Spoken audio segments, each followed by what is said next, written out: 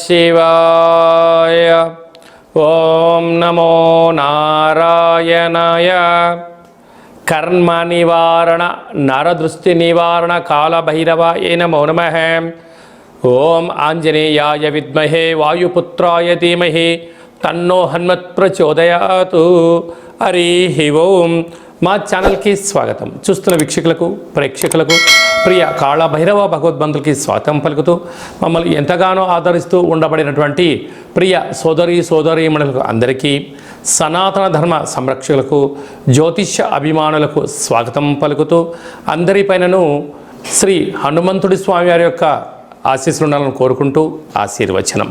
అందరికీ ధర్మ మార్గము, భక్తి మార్గము, రామ మార్గాన్ని ఏర్పాటు చేసే శక్తిని మనసు ప్రసాదించాలని మనసారా శ్రీ హనుమంతుడి స్వామివారిని కోరుకుందాం. 1వ తారీఖు 6వ నెల 2024 నుండి 15/6/2024 వరకు పుట్టినటువంటి వారందరూ కూడా ముందస్తుగా జన్మదిన శుభాకాంక్షలు. గతంలో వివాహం చేసుకున్న వారికి వివాహ వార్షికోత్సవ శుభాకాంక్షలు. 1/6/2024 నుండి 15/6/2024 వరకు గ్రహ గమనాలను ఒకసారి వీక్షింపచేద్దాం. మేషరాశిలో కుజుడు స్వక్షేత్రకారకుడు, వృషభ రాశిలో చతుర్గ్రహ కూటమి, రవి బుధ గురు శుక్ర సంచార స్థితి, శుక్ర భగవానుడు స్వక్షేత్ర సంచార స్థితి. రవి చేత గురు శుక్రులు ఇద్దరు గురుమౌఢ్యమి శుక్రమౌఢ్యమి జరుగుతున్న విషయం తెలిసినటువంటిదే. అలాగనే కన్యరాశిలో కేతు సంచార స్థితి, కుంభరాశిలో శని భగవానుడు స్వక్షేత్ర సంచార స్థితి, మీనరాశిలో రాహు సంచార స్థితితో ద్వాదశ రాశుల్లో గ్రహ గమనాలు ఈ విధంగా ఉన్నాయి. ధనుస్సు రాశి జాతకులు గురువారం రోహిణి నక్షత్రం అమావాస్య సందర్భంగా గురు పుష్యార్క యోగంతో సమానమైనటువంటి గజకేసరి యోగాన్ని ఎలా పొందాలి, అలాగనే 6వ స్థానంలో చతుర్గ్రహ కూటమి యొక్క దోషాన్ని ఎలా తొలగించుకోవాలో ఈ వీడియోలో సవివరంగా సంపూర్ణంగా తెలుసుకుందాం. ధనుసు రాశిలో ఏ నక్షత్రాలు వస్తాయిగా పూర్వాషాఢ నక్షత్రంలోని 4 పాదాలు, ఉత్తరాషాఢ నక్షత్రంలోని 1 పాదము, మూలా నక్షత్రంలోని 4 పాదాలు కలిపితే ధనుసు రాశి. చాలామందికి పుట్టినటువంటి కాల సమయంలో డేటా ఆఫ్ బర్త్లో లేనటువంటి కారణం వలన పేరు యొక్క మొదటి అక్షరాన్ని అనుసరిస్తూ రాశిని తెలుసుకునే ప్రయత్నం చేద్దాం. ఏ, యో, బా, బి, బు, ధ, బా, డా, బే అక్షరాల వారితో ధనుసు రాశి జాతకులే. ధనుసు రాశి యొక్క అధిపతి దేవగురు బృహస్పతి.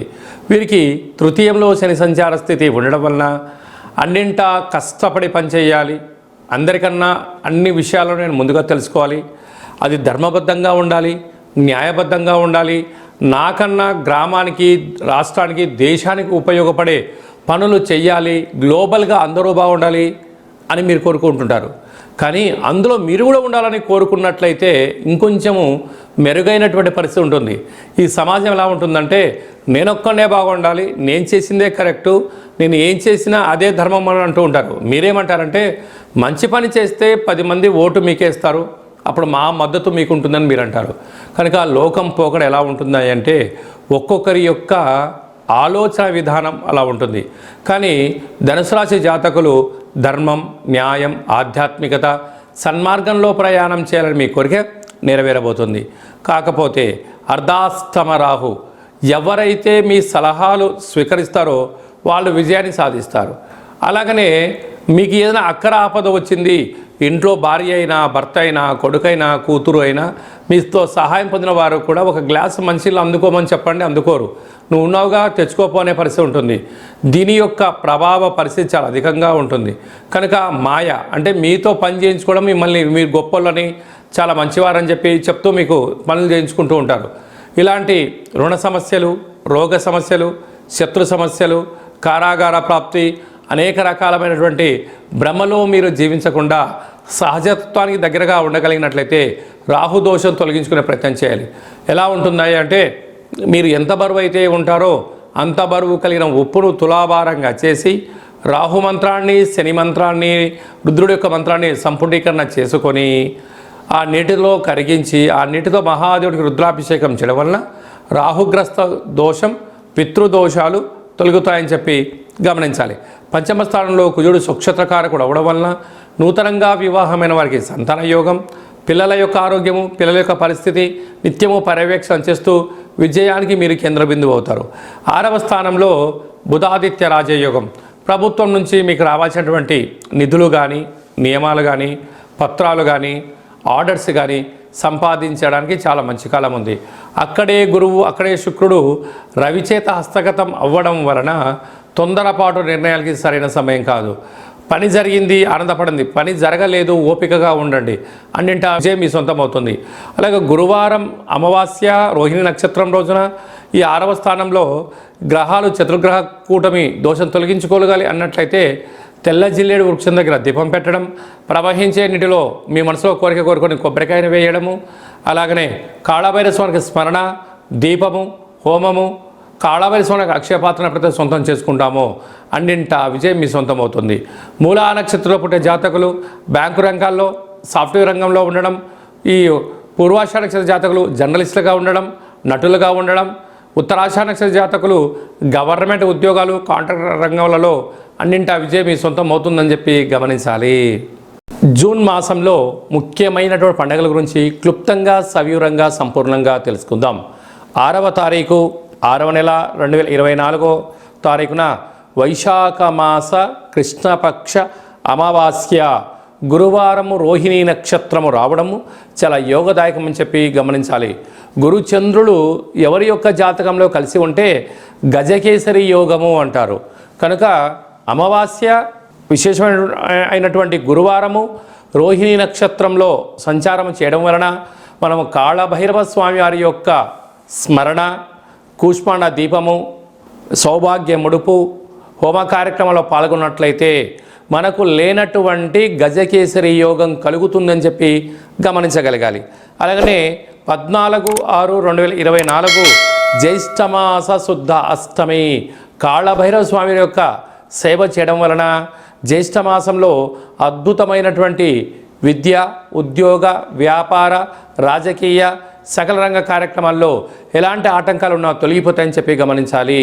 మీకు కాళభైరవ స్వామి యొక్క దేవాలయంలో ముడుపు కట్టాలనుకుంటున్నా, అలాగనే కూష్మాండ దీపం పెట్టాలనుకుంటున్నా, కాళభైరవ హోమం చేయించుకోవాలనుకుంటున్నట్లయితే ఈ కింది నెంబరు సంప్రదించినట్లయితే మీ పేరు పైన కాళభైరవ హోమ కార్యక్రమాన్ని చేయించి వాట్సాప్ కాల్ ద్వారా మీకు ప్రత్యక్షంగా పూజా కార్యక్రమం చేయించి ప్రసాదాన్ని మీకు అందజేయడం జరుగుతుంది.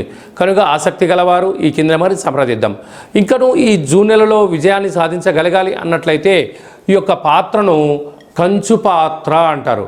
అనగా మనకు కంచు మోగినట్లు కనకంబు మోగదు గదరా సుమతి అని ఎలా చెప్పుకుంటామో అలా ఈ యొక్క కంచు పాత్రలో రాసులు 12 ఎలా ఉంటాయో 12 రాసులను ఇందులో అచ్చు వేయడం జరిగింది. కనుక ఈ యొక్క పాత్రతో ఉపయోగాలను, ఫలితాలను ఒకసారి గమనిద్దాం. ఈ యొక్క పాత్రను ఈ కర సహాయం ద్వారా ఉపయోగించడం వల్ల ఓంకార శబ్దం రావడం జరుగుతుంది అని చెప్పి గమనించాలి. ఒకసారి పరీక్ష చేద్దాం.